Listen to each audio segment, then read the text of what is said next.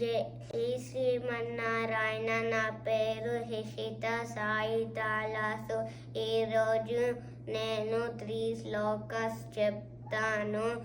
First శ్లోక 26. కస్తూరి తిలకం లలాట ఫలకే వక్షస్థలే కౌస్తుభం నాసాగ్రే నవమౌక్తికం కరతలే వేణుం కరే కంకణం సర్వాంగే హరిచందనం చ కలయన్ కంఠే చ ముక్తావళిం గోపస్త్రీ పరివేష్టితో విజయతే గోపాలచూడామణిః. నెక్స్ట్ శ్లోక 30. శ్రీరాఘవం దశరథాత్మజం అప్రమేయం సీతాపతిం రఘుకులాన్వయ రత్నదీపం ఆజానుబాహుం అరవిందదలాయతాక్షం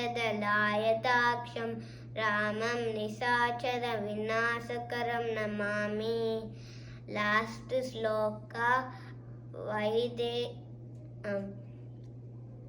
31.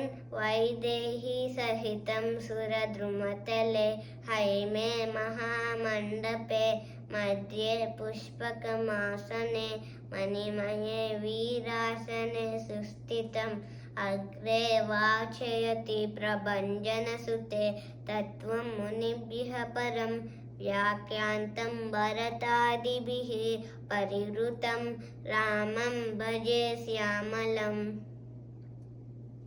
జై శ్రీమన్నారాయణ.